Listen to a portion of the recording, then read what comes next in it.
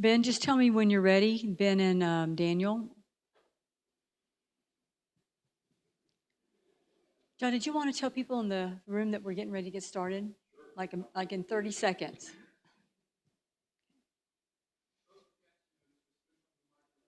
I think I'm on. Can you hear me? Yeah, I'm on. Okay. Got me? Okay. Okay. All right. One more second. John, let John come back. Oh, yeah.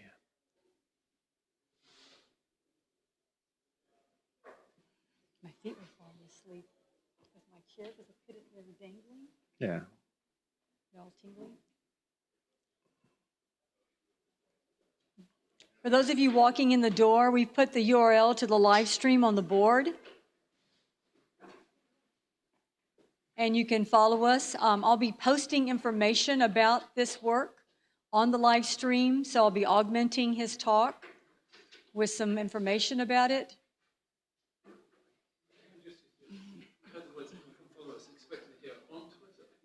Yeah.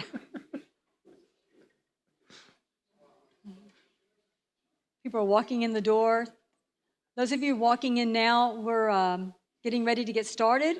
You're welcome to follow us on the live stream that we are handling on YouTube, and that's the shortened URL for it. I'll be posting information about this work and Uncle Buddy and John McDade on that live stream chat space, and you can follow along with me there.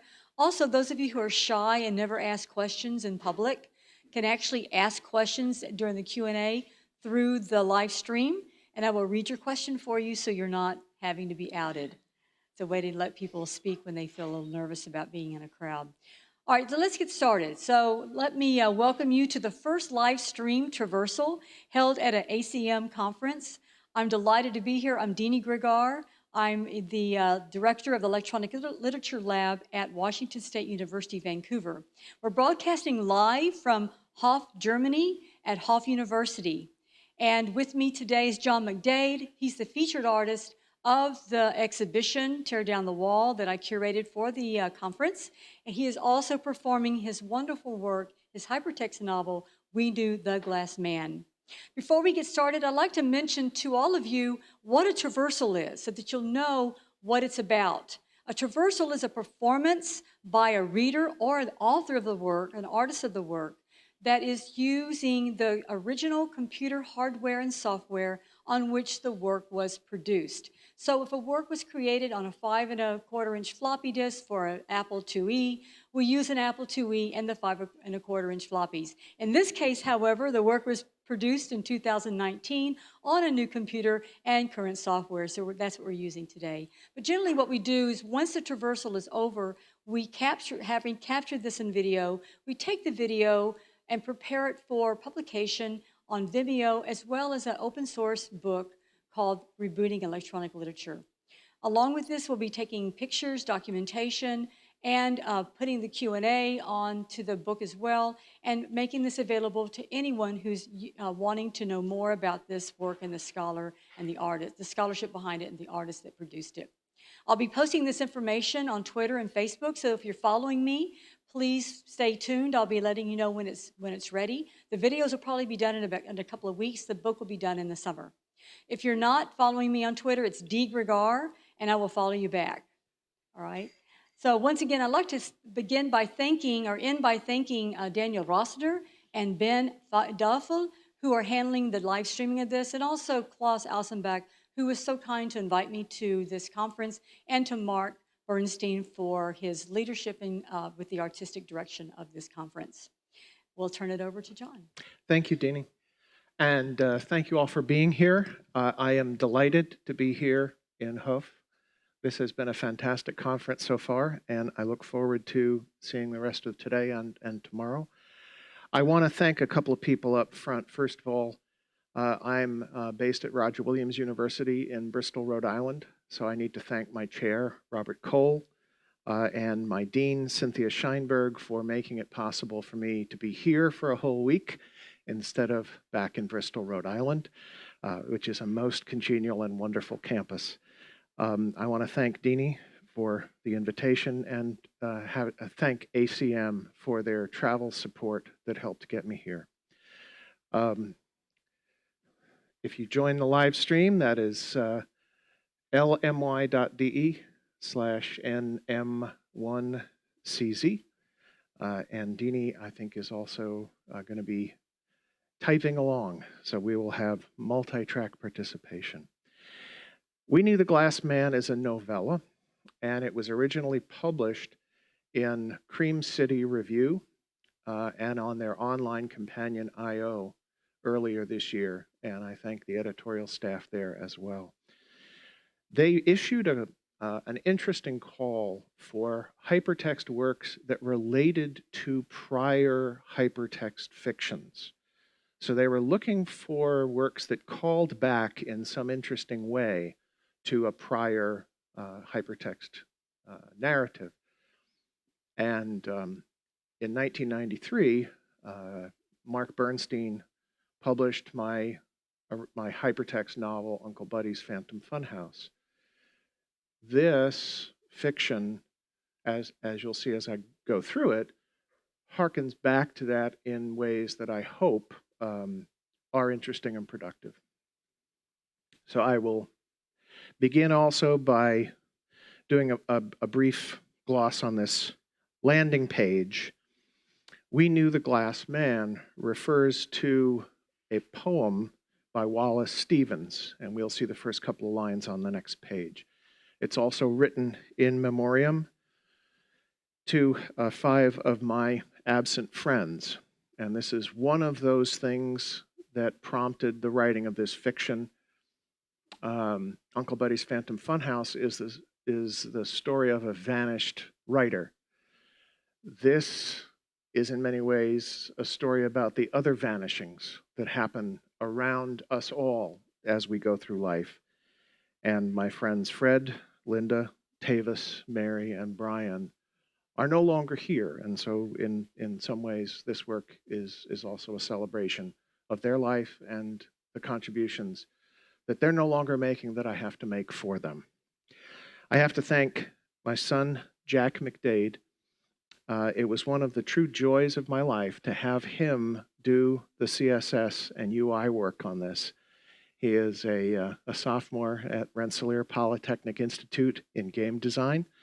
And I am I did not suggest that he go into that major, but I am thrilled beyond belief that he is in it. And so, without further ado, we begin by clicking on, for those of you familiar with calculus, a delta t. We Knew the Glass Man. The prologues are over. It is a question now of final belief. So, say that final belief must be in a fiction. It is time to choose.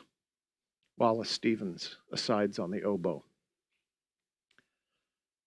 Fiction flowed in his veins like blood. He seemed to walk through reality like a mat shot, as if nothing or only he were real. Steadicam tracks, motion capture, all manner of industrial lightness and magic come to mind now.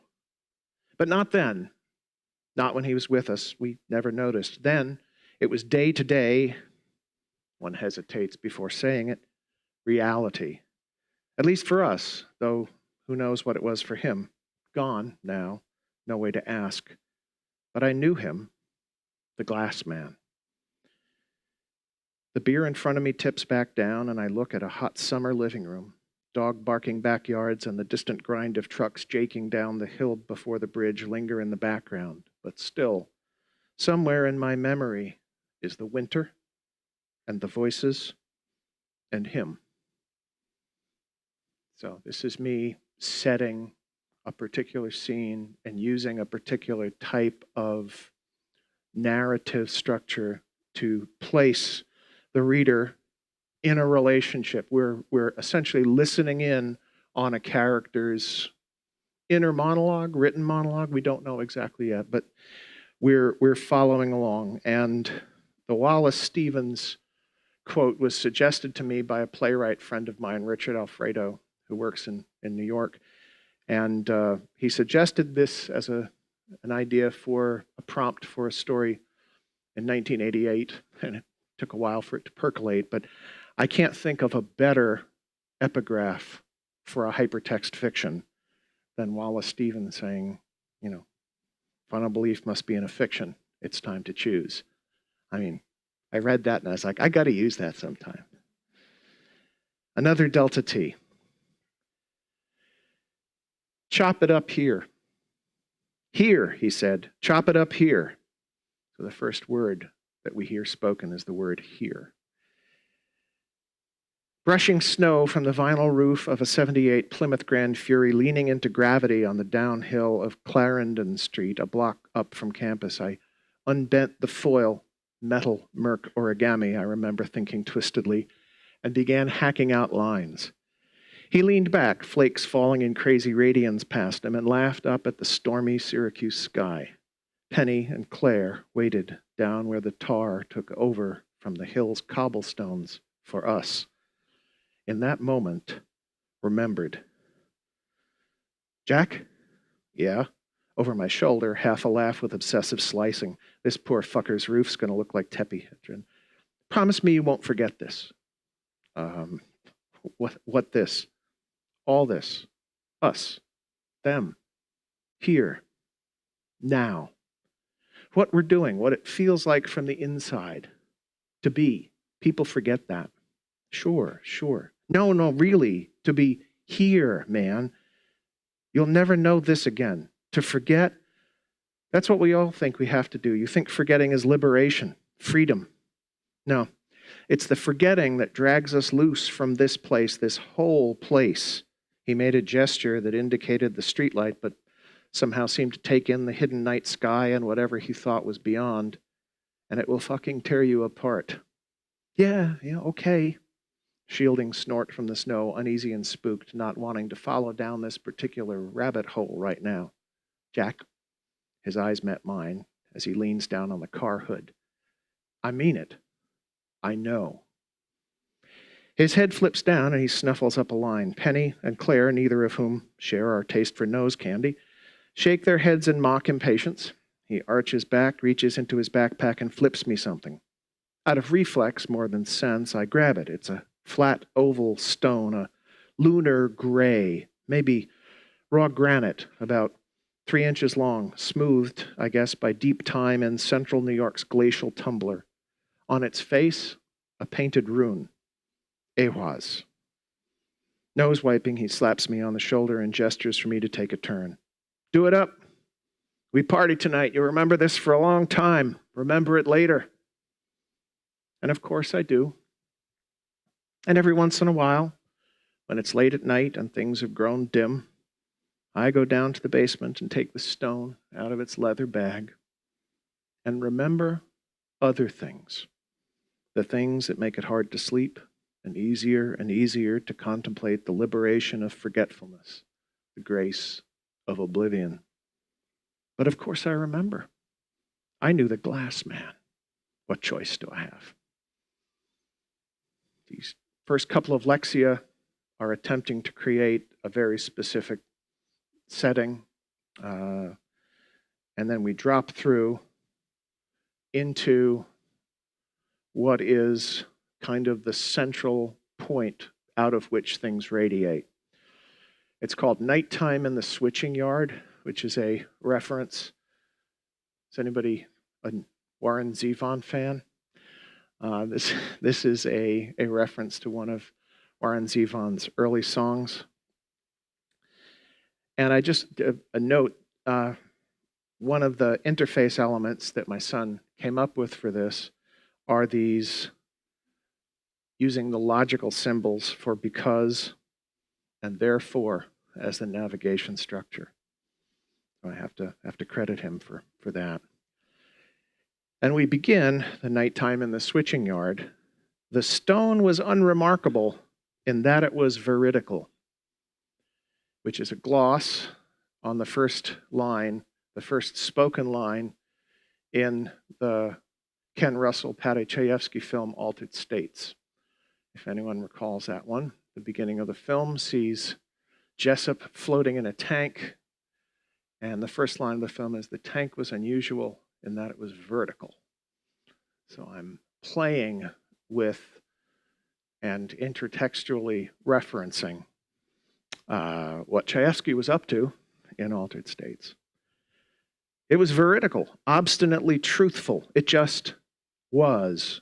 In the words of my philosophy professor Fernando Molina, who received Dharma transmission from Clarence Irving Lewis, it stood oblivious beyond any assortment of qualia in my consciousness, a Ding an sich forever beyond direct experience. Oh, I could have some epistemically lazy notion that I knew about the stone, but Lewis would have slapped me into clarity. There was no sense in which I could make reliable, testable predictions about future experience. For pragmatic phenomenologists, which is how I had been trained, I was stuck in a bracketed reality with the stone regarded as real.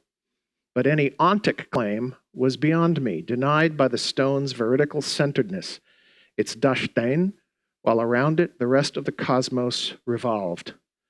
I think about that Borges story, the Aleph. So this is our first choice point. Where do we want to go? Stuck in a bracketed reality. Down in the basement.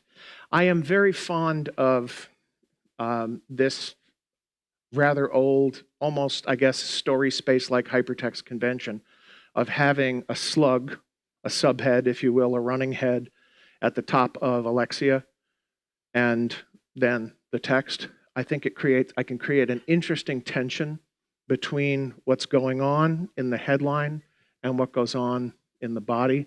And just it provides another tool, another setting tool that I find very useful in writing. Down in the basement, it becomes hard to remember sometimes. The kids call up to check on me. Have I put my meds in the pill containers for the week? Did I order groceries from Clements? Since Penny passed, and with no cats left to take care of, it would be cruel to get a critter that would outlive me. The empty hours are elastic, and the past does funny things. Down in the basement, I have a shelf of sketchbooks. We spent 10,000 hours at least hunched over tables under dim bar sconces, scrawling things that seemed important at the time. I would go down and read them, but I'm afraid of the basement stairs. I don't trust my right knee anymore, and the security gate over the basement window has a jutting V-shaped edge on the top of the crosspiece. I look at that every time I go downstairs and imagine that one day I'll tip over and it will dig a big chunk of meat out of my arm or neck. For a guy on Pradaxa, I'll be lucky not to bleed out before the rescue truck gets here. Tomorrow, maybe I'll go down to look at the sketchbooks tomorrow. So once we drop into one of these pathways or tracks, since we start with nighttime at the switching yard, I think of these as tracks that we are going off on. That's the large metaphor of the piece. Once we drop into a track, we're going to follow this particular track through, and the only interface choice we have here is our delta t. But the delta t may or may not just be a delta t. It could also be a dsdt. We don't know yet.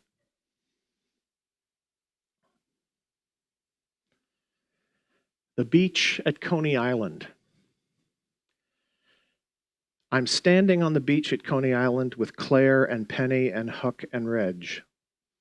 And already, since we know that Penny is dead in our previous Lexia, we know we're no longer in the same time. We're holding flowers and watching the tide. It's a soft gray day. Seagulls are hovering almost motionless, tacking into the wind. We stare off into the distance, salt mist on our faces. Reg says a few words. How unlikely he would be on that particular plane on that particular day, headed to France. A grim string of coincidences. Hot summer day, departure delay that kept them running the air conditioning packs, nearly empty center fuel tank, a short to the high voltage cabling, a spark in an enclosed space full of fumes. I wonder what he must have felt. The explosion sheared the nose off, sending it tumbling. but the orphaned fuselage, engines still running, and the center of gravity suddenly shifted aft, began to climb for about another 2,000 feet. He would have been in the back, in economy, jammed probably into a middle seat as hurricane winds came tearing through the cabin. Looking forward, he would have seen evening sky, clouds, a moment of zero-G as the roller coaster comes over the peak, and then the darkening Long Island Sound. We skipped the formal ceremonies out in Santa Mauritius. Ty always loved the faded allure of Coney Island, the hip exuberance of the mermaid parade, the anachronistic pinball machines and shooting galleries, the tacky dive bar charm of Ruby's. We toss roses into the foam, then we wander back along the boardwalk to the Penny Arcade, where we take turns feeding quarters to a fortune-telling automaton. She sits in a 7-foot-tall tacked-together plywood case painted high-gloss red. Across the top is stenciled, "Predictions." Windows on 3 sides show the top half of a mannequin wearing multiple layers of lace, long loops of pearls, blonde wig pulled back in a bun. Her face is a fixed mask, painted eyes angled down at her hands, which wave robotically over a semicircular splay of tarot cards. The Lovers, the Hierophant, the Tower, the Devil, a few minor arcana, cups and swords. I feed in 50 cents. The robot's hands wave. A card spits out. Grandmother's prophecies. What a life is ahead of you. The joy and happiness I see multiplies endlessly. Nor is this caused by luck alone. No, my friend, it is your keen eye and quick mind that guide you along the right path. The choices you make bring your reward. Some untrustworthy associates will urge you to follow them into a questionable venture. Your judgment shows you the right way. Follow that inner voice and you will have no regrets. The happiness we find is the happiness we make. Stay firm in your belief and you shall avoid mistake. Offer another coin to hear more. So, like many of the forms of demise that we will encounter in the rest of this text, this is based on a real thing. This was the actual flight that experienced this event off Long Island. My neurologist is an ass. So I'm breaking the morbid tone here. It's important to provide some notes of levity to balance out, to keep the through line going, but at the same time to balance out where we are in high points of tension with a little bit of hopefully humor. My neurologist, Dr. George Zaniger, is an ass. The kids, convinced that my memory is shot, set me up with an appointment. In unctuous doctor speak, he spooled out his "as we get older" speech, reviewed my med list, made me touch my nose, stand on one foot, take the goddamned Montreal Cognitive Assessment. Yes, I can count backwards from 100 by sevens. Draw a watch. Recite the invocation of mnemosyne. Face, velvet, church, daisy, red.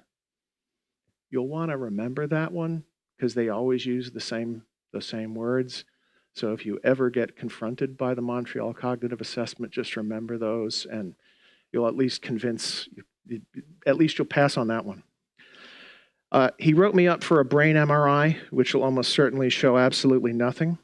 Modern medicine is the apotheosis of analytic hubris. If I recall counterfactuals, if there are acausal lacunae in my narrative timeline, it is not beta amyloid or TIAs. William Gibson wrote a meditation on memory called Agrippa, in which he explored his recollections and the mechanisms of capturing the past, the transience of photographs, of writing, of mental replays blurred by time and dulled by pain. It was designed as an evanescent text, coded to pass out of existence at the very moment of reading. Originally, It was a floppy disk that shipped in a beautifully designed box by the artist Dennis Ashbaugh. And when inserted into your computer, the text scrolled past at a fixed speed and then encrypted itself. One and done. I had the chance to read it over several people's shoulders at an art opening in New York that Ty scored tickets to. While I was jostling frantically with hoi polloi in black outfits sipping pretentious but mediocre Chardonnay, Ty was nowhere to be seen. He always preferred the epiphenomenon. I remember catching a few images from the piece, the click of a camera, the click of a revolver, the terminal acts that freeze reality, and nodding in recognition. Clever self-referential metaphor. Of course, now you can find it on Gibson's website and read it as often and slowly as you like. That's a metaphor for something too. Face, velvet, church, daisy, red. So one of the effects that I will use several times throughout this piece is to take two things that at first glance have no thematic connection and smash them together, like the Montreal Cognitive Assessment and William Gibson. So that's who our narrator is the kind of person who does that. And we probably by now are getting a sense that Ty, although we haven't completely met him yet, we don't know all that much about him, but we know a little bit more than we did a few screens ago. And perhaps even more after we read this one. Mickey 1. Ty turned me on to one of his favorite films, Mickey 1, a weird 1965 Arthur Penn flick starring Warren Beatty as a comedian on the run from the mob. He goes underground using a fake name from a dead man, and he's hauling scraps in a Chicago restaurant. "You are Mickey 1, says the owner, giving him his assignment. Garbage. It's a truly strange, very un-Hollywood film full of noir moments, weirdly hip beats, and an awesome jazz score. Ty would ramble on about how Beatty's Kafkaesque journey back to doing stand-up while tortured by the fear of becoming successful enough to blow his cover was a powerful reflection of the hope and terror all artists experience. I think that, for him, it also had something to do with the idea of erasing the self, of walking out of one's life. Not that Ty ever did that. Not in that way, anyway. Anybody here ever see Mickey 1?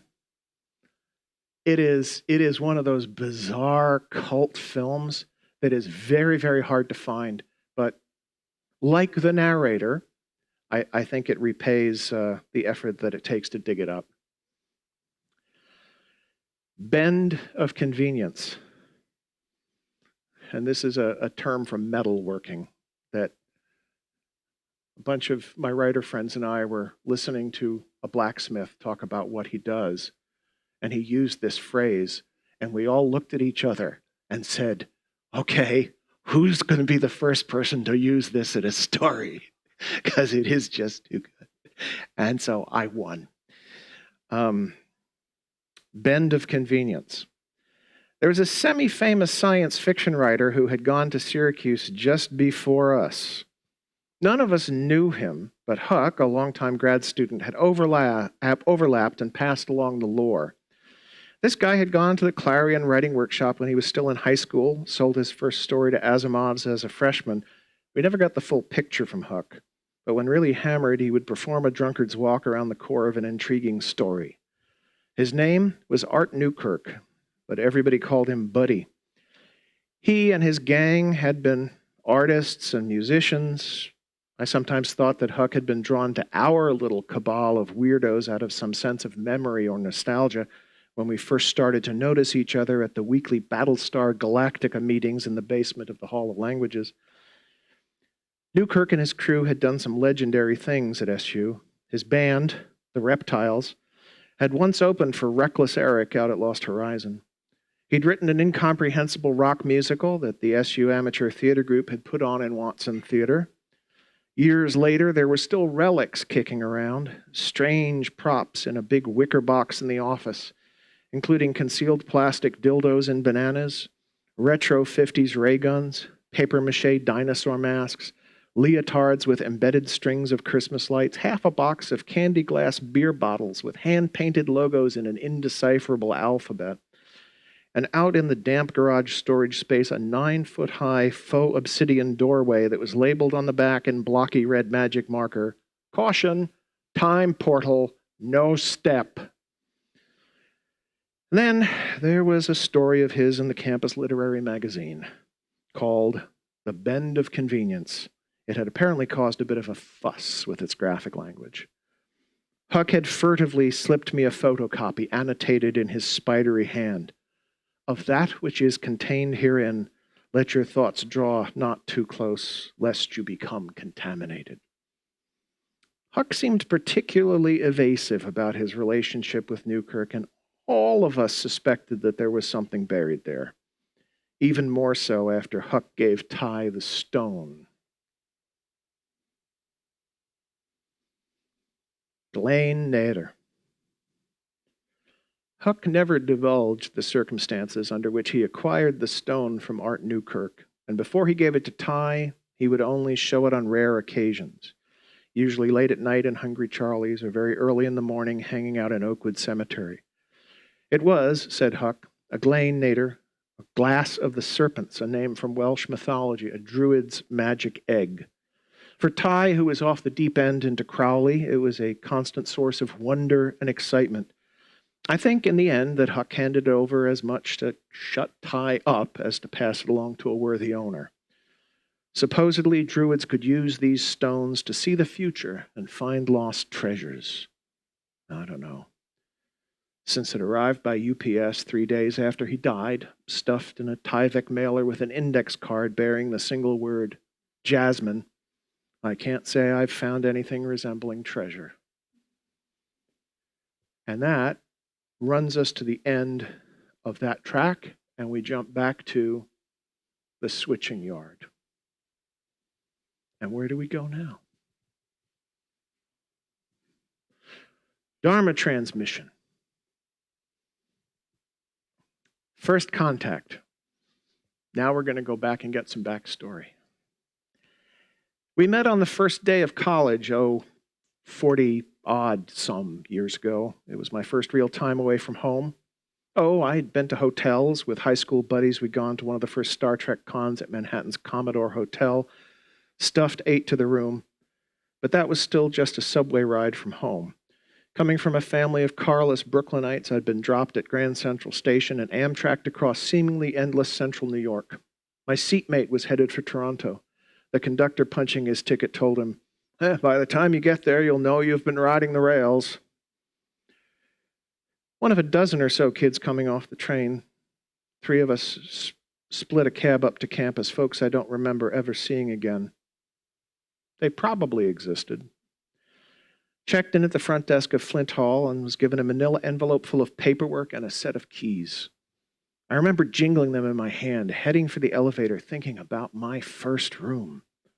Hauled bags up to the 3rd floor of the dorm, and there he was, sitting on the bed, reading Dahlgren. "Howdy," he said. "Ty." "Score? Stick?" Name. "Jack," I said, throwing a suitcase on my bed and extending a hand. "I've been waiting for you," he said. "Have you seen M Street yet? Let's go have a beer." We went down to a bar called Hungry Charlie's and got properly, underagedly shit-faced. That was how I met Tyrell Rand Walker. So embedded in here are some clues about time frame, which may or may not be helpful, but it should locate us sometime in the 1970s. And that is probably something that's helpful. Never lived. Huck never lived at the house we all shared on Clarendon Street. He and a bunch of his musician friends, whose band in the punk style of the late 70s was called Mechanical Sterility, lived in an apartment house down the hill from campus on Madison Street across from a public school. We would sometimes head down there of an evening, hang a bed sheet on the wall of the school, run an extension cord across the street, and set up a projector. Our inside man, the guy in the hat is how everyone knew him, had the 16mm prints that the university film program would show on the weekends. He was the one who had to take the hike down to the Greyhound bus terminal and lug the suckers back in their unwieldy octagonal Bakelite cases. Actual film. On reels. It seems so 19th century now, like whale oil and ether. Remind me to tell you about the ether. I never do. So we'd set up beach chairs and watch Texas Chainsaw Massacre, or The Stuntman, or the Monkey's mind-bending Head. In those days when the Betamax was barely a gleam in the eyes of the Sunny Boys, Masaru Ibuka and Akio Morita, this was the way it had to be done. The righteous grinding of the AC motor, shrill sewing machine whine of mechanical claw down, plastic pops of sprocket holes riffling through the stage, the quivering side-lit flare of the arc, the sound of a metallic assemblage sprung to life and chugging out images 24 to the second in your midst. Syracuse PD would sometimes drift by, see that we were harmless and roll on, not even hassling the open containers. Can't imagine that happening these days, more the pity. Occasionally, Mechanical Sterility would haul a few instruments across the street and perform as a warm-up act. Ty was particularly fond of their cover of the Reptiles' "Da-da-da-da-dead," sung call and response style. Why does everything have to die? Because everything has to die. Why does time only move one way? Because time only moves one way. Entropy. Da-da-da-da-dead. A da-da-da-da-dead. A da-da-da-da-dead. Da-da-da-da-dead. The 70s were a simpler time. This is also a direct callback. Dead is one of the songs that's included in Uncle Buddy's Phantom Funhouse, written by Arthur Newkirk and his band, the Reptiles. So we are clearly establishing a direct linkage between these two groups. Because that was the assignment, right? I'm writing this as a piece that calls back to a prior fiction. And thematically, I was very interested in using this particular song. Ty's Bag of Tapes. When Ty lived in New York City in the 1990s, I would stop by his apartment to watch videos. Before we had YouTube, we had Ty's Bag of Tapes. He worked for a series of post-production houses in the city, some for a day or so, like the porn house where rules for what was acceptable were taped above the monitor. No weights on balls. And some for a few months, as the economy surged and stalled. Every oddity that passed through those houses ended up duped in Ty's bag. Of a summer evening, I'd stop by with a six-pack and watch with him and Claire. Japanese game shows, anime, Bill Shatner singing Rocket Man, unaired pilots, Christmas specials whose stars no one could recognize or recall, TV preachers furrowing their brow with fart noises dubbed in, raw camera footage from the Twilight Zone movie accident, 2 angles, and if you frame by framed, you could actually see the chopper taking off Vic Morrow's head. Hardest to watch was Bud Dwyer, the Pennsylvania state treasurer who shot himself at a press conference. One of the news crews had kept tape rolling, tilted down. La personne qui a ordonné ces mouvements de caméra est un bâtard, Ty said, quoting Truffaut, which is a real Truffaut quote, but in a different context. It never made the air on most stations, who sanely cut right before he pulled the trigger, but we sat and watched as he thumped to the floor, the camera following as blood cascaded out his nose. After about 15 seconds, you could actually see the shape of his head change as the fractured bones settled around the emptying brain pan. And then there was that really awful video. And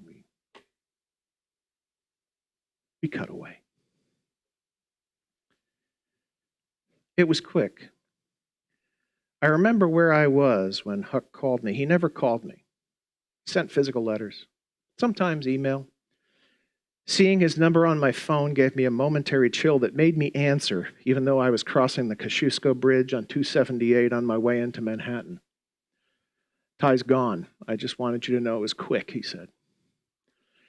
He'd been driving back to his parents' home in Midwood and for some reason cut through Prospect Park at midnight. Made no sense. Flatbush Avenue would have been a straight shot that late. In the curvy darkness just near the bandshell, his ancient Impala left the road, skidded through grass, and head-on into a tree. The violence of the impact made seat belts irrelevant.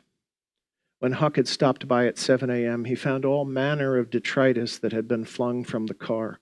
A purple Advair inhaler, a pair of chopsticks still in the paper wrapper, several glass beads, one sand-covered black flip-flop, a fuzzy armadillo embossed with Austin, Texas that had been clipped to the mirror, a business card from Hartley's Pork Pies in Fall River, Massachusetts, a lo-fi black and white program, Forestburg Summer Theater, a stubby blue New York Mets pencil. Mixed in, the inevitable EMT waste, several pairs of blue nitrile gloves, gauze wrappers, a foam EKG lead, the conical plastic tips of IV needle covers, all amid chewed up grass and rich rutted park earth, low truck tire marks, tow truck tire marks, and shattered bark from the pin oak that looked down, sad and stately, on the assemblage. His wake was at Parkside Chapel out on Flatbush by Kings Highway. Penny and I were there early, parked, walked down the street, a tree-shaded one-way side street that was a throwback to mid-century Brooklyn called Alton Place. I look at it late at night on Google Maps sometimes. There's a UPS truck parked at the end of the street, empty, the driver off at a door. It's like whenever I go back, there will always be that truck there, waiting, empty. It's back full of packages, hopeful newlywed presents from faraway relatives, books that will fascinate and entertain or end up in Salvation Army boxes, perhaps tossed angrily and pulped, all promise evaporated, obscure anime DVDs, tubes of rolled-up posters, long-awaited parts to repair vacuum cleaners, high-end chocolates from corporate suitors packed in styrofoam and frozen gel bags, costumes from middle school shows, 90-day prescriptions of statins, legal documents with translucent arrow tabs indicating signature locations, geologic enigmas. Penny and I looped around the block, took deep breaths, and went in to see our dead friend. And I am just going to show that this is one of the few links in the text. And there is, in fact, a UPS truck there. And I think that's all we have time for. And we're going to go into the second part of this, where we talk about it. Thank you, John.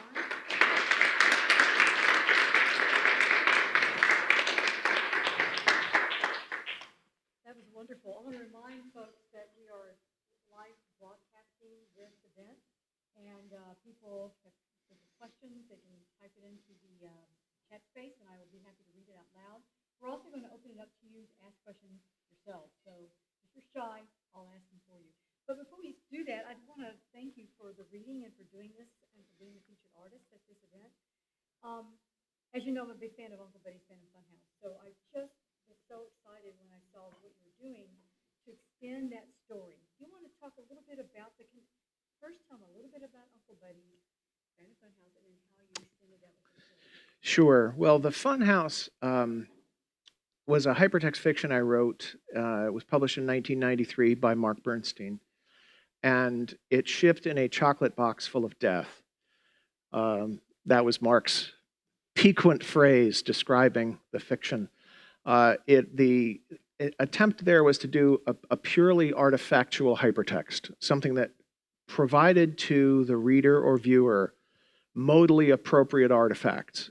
So you got a box of floppy disks that were the literary estate of a vanished science fiction writer. You got audio cassettes that had the music that he had written with his band. You got a proof in, I forgot, about 10 pages of the proofs for a story that had been submitted for publication, marked up by an editor, and sent back to him. Let me mention that the magazine it was submitted to is Vortex, and Vortex is alluded to in this story. I don't know, you said you didn't mean to do that? There are many things that authors don't mean to do that they will gladly take credit for when they're pointed out. But that was the goal of the Funhouse, was to create an environment that you interacted with in a modally appropriate way. So you were never asked to imagine that you were reading an interactive fiction. You were interacting with these objects in the same way that whoever created them put them on a floppy so that you had.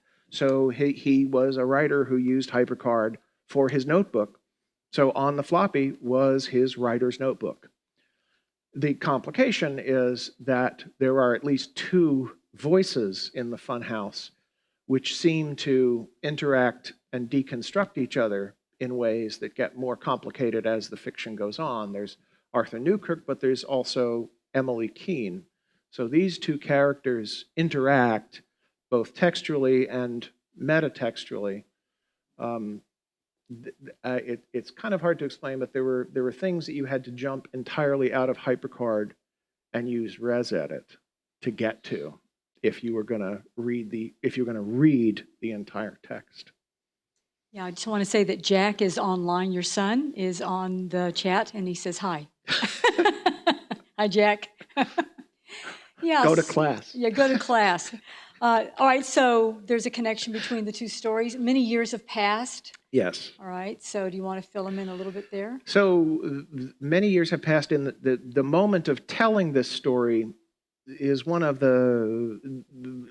this would be a next generation of characters who followed the period of time where Buddy Newkirk and the first story takes place. This is a series of characters who also inhabited that same space at Syracuse University, perhaps a few years later. And we are now many years down the line recalling some of these events after the death or disappearance of many of the people in this group of friends. And although we did not completely get to it, part of what happens as we read through this novella is that we begin to find discrepancies in the memories of our narrator about exactly what happened.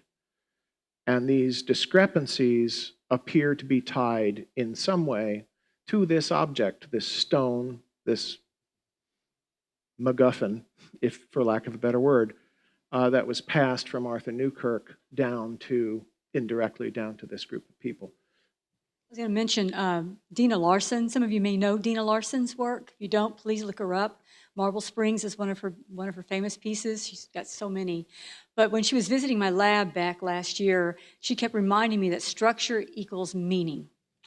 That's her famous saying. So I want to bring that up to you because this is built in twine. Yes. And I noticed that, there's sequential reading, and then you get to the vortex, right? And it's I found the Night in the Switching Yard Lexia with the 5 different hyperlinks. Right. Then it branches out from there. So it's not forking path with 2. It's a major 5, the pentagram, which I think is interesting. I don't know if you need that, but branches out to 5 different locations and then comes back. So you do a hybrid experience with non-sequential and sequential writing. Can you? Yes, and so the hub and spoke idea here is that you come back to this central point, having some different knowledge every time and going in a slightly different trajectory every time. And even within the individual pathways that come off that vortex, for lack of a better word, there are discrepancies even within those individual tracks. So it problematizes your understanding of a single narrative even when you're inside one of these tracks.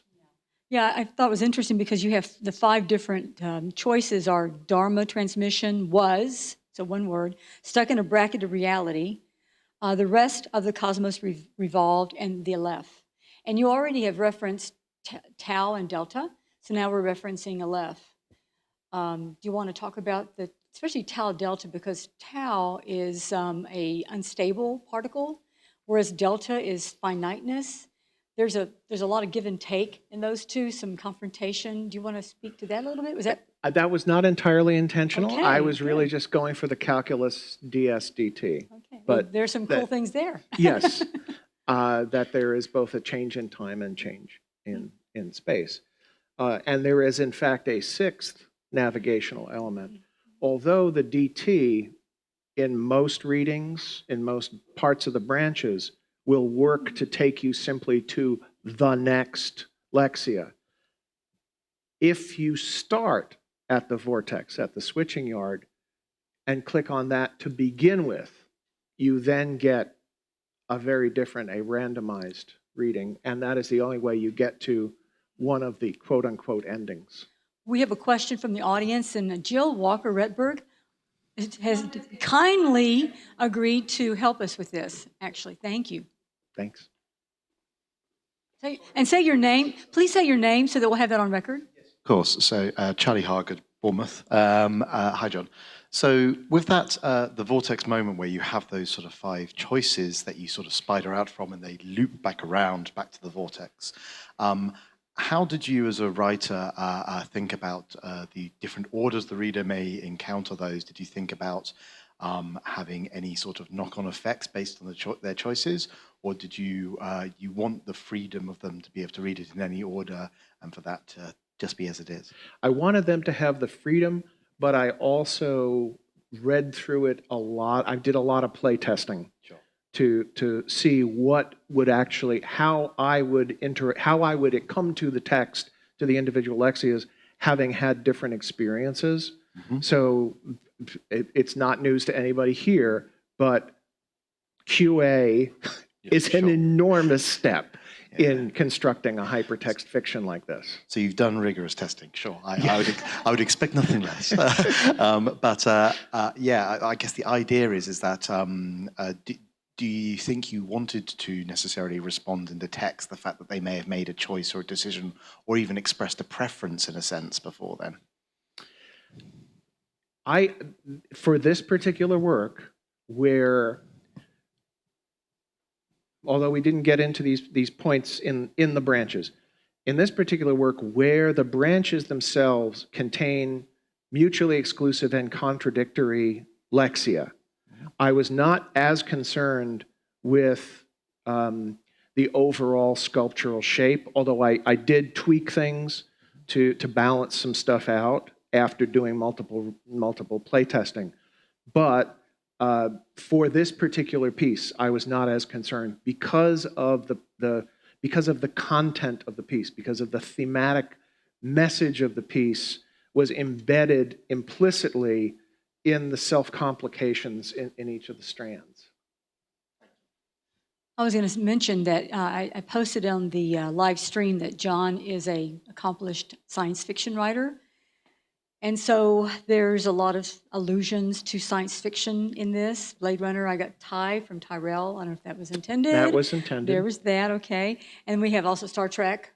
Yes. Yes, and we have some other odds and ends. Do you want to speak a little bit about your interest in science fiction and how that influences this kind of work? Well, I have to, anytime I'm asked about science fiction, the main impetus for my writing of Uncle Buddy was Ursula Le Guin's Always Coming Home, which, if you have not read it, even though it is a quote unquote novel, it is very much in the tradition of hypertext. It's a novel which is written partly as narrative and partly as a series of anthropological field notes for a future Native American community, which included a cassette tape of their music. And for me, that was just, it was mind-bending to read that in the mid-'80s and say, I see what she's trying to do here. Let me see if I can do something using technology that's even a tenth as good as what Le Guin is trying to do. We have a question here about that. Nilsson of Bourbon from Aarhus University, and I was actually on this topic because I was wondering with the rock and its references to Welsh mythology, whether you were referencing the novel of The Black Seal by Arthur Machen. I'm not familiar with that. Okay, well, it contains a black rock that is supernatural in a Welsh setting. Very cool. Very cool. I will look that up. Any other questions from the audience? Hi, Johannes here. And in my first impression, I was under the impression that there's also like a temporal component, where if we would redo this, we do different variants and different tracks, as we called it, you would get different results. Like because the person we are speaking about is in an old age, he revisits all these memories, and every time he's adding and losing something. Is that the case, or was that just me? No, it does not happen at the level of programming, but it does happen at the level of narrative within these individual lexia. So we are never sure in the fiction whether the disappearances, the confusions, the contradictory ideas about what happened in the past, we're never quite sure in the fiction whether it's a failure of memory, whether the narrator simply did too many drugs back in the 70s, which is also alluded to, and so has, problems of an organic nature. But I did not do it at the level of programmatic elision, if you will. Okay, thank you. I want to come back to the lexias. I'm always interested in structure. So how many lexias? Did you ever count them? I mean, I haven't done that yet, but I will if you... There's actually not as many as you would think there are. Okay. I don't know the number off the top. I should have prepared that. I believe there are around 40. Oh, that's not many at all. No. So for those of you who are new to hypertext novels, lexia is a chunk of text we find in hypertext. And a lot of the work that we deal with, especially from the early days, focuses on how to read these lexias, how to interact with these lexias, the hyperlinks within them, how they connect with each other. And that's always interesting for me. And you used twine this time. You want to speak a little bit about that choice? It was really sort of a tool of convenience. It is not the best hypertext tool, which of course is StorySpace because Mark is sitting. No, not just because Mark is sitting here, but StorySpace is a terrific tool. But I was looking for something that I could do as an HTML front to back, not just because I wanted to work with my son on the UI and the CSS, but also because I wanted this to be something that this magazine could run.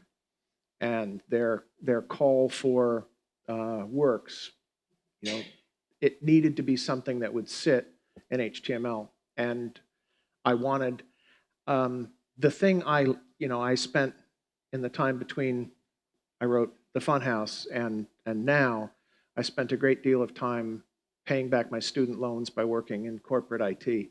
And so I have a fair amount of experience with HTML, and I can sling HTML and JavaScript and CSS stuff. So that it was a tool that was familiar enough to me that I could rapidly put something together and Yeah, that makes sense. You mentioned in the story Jack's friend Huck dies in a car accident. So in hypertext literature, there's a tradition of people dying in car accidents. And Stuart Moulthrop has written about this. I forgot the title exactly, but I know in J. Yellowlees Douglas's I Have Said Nothing, there's a death. In Michael Joyce's Afternoon of Story, there's a death by car.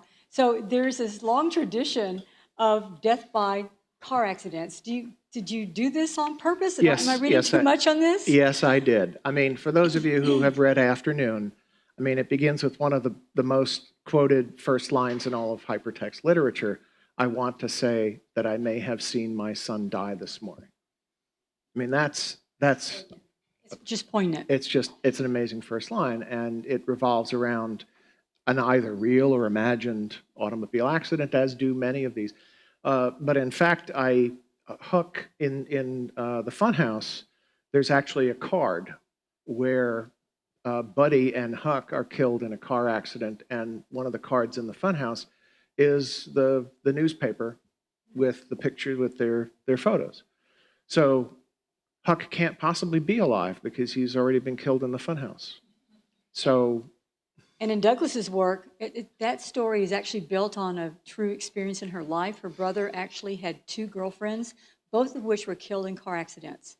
So the story is built around references that and the brother in the story with the 2 girlfriends. So it's very interesting, and I encourage you to get your hands on these early hypertexts if you've not seen them.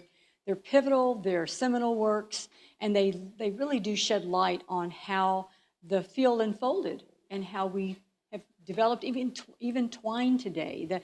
The way twine is developed is highly influenced by those works. and I have to say that the work that, Deena, that you have done with others in your lab to preserve this early history of hypertext is absolutely crucial work for us to understand the evolution of the field. Yeah, I mean, you really need to get your hands on this. And Mark Bernstein's in the room. He still has a lot of these materials, so please contact him. They're definitely, you've got to read them. And Afternoon of Story comes on a stick, so it's read in Story Space 3, so you can get that. Shameless plug. Shelley Jackson's Patchwork Girl, and also Mark Bernstein's Those Trojan Girls are the 3 titles that are published on stick. Did I miss any, Mark? Couple more? Yeah. So please go to the Eastgate site and look for those, but you need to read those works. It's just important. Absolutely. Are It's there like any- reading Homer. I mean, Yeah. you just kind of have to do it. You just really want to do it. They're fantastic Yeah. reads. Are there any more questions from the audience? So, John, do you want to add anything else before we close today? No, I just want to thank everybody for being here. This has been a fantastic experience. This has been a great conference. I have had just, this has been a fire hose of information in all of these panels over the last couple of days, and could not be happier to be here with all of you at Hypertext. I haven't been to a Hypertext conference since the last one in Germany, so Wow. I will try not to wait until it's in Germany again. I mentioned I passed out yesterday a traversal schedule for the coming year. We have folks like Megan Hayward, who published Of Day of Night with Mark Bernstein. She's coming out from Australia to be in my lab for 2 weeks, and we're doing a live stream traversal of that work. I've got Eduardo Katz coming. If you don't know Eduardo's work, he's amazing. His early work will be in the spring. Alan Seinheim's coming. So please join us. These live chats are great. We have people in my lab. When I'm at my lab, my students will be live streaming with us, posting on Facebook and Twitter. And so there's lots of opportunities to interact with the artists and ask questions. So please come to those. We'd love to have you present. And you can find me on the web at johnmcdade.com. You can just Google me. I'm not the one who's engaged to a famous movie star. Thank you all for being here today. Once again, thank you, Klaus. Thank you, Ben. And thank you, Daniel, for your help. We've enjoyed this very much. It's been a great opportunity. Thank you, Mark, for allowing us to do this. Thank you all. Bye-bye. Thank you. Thank you.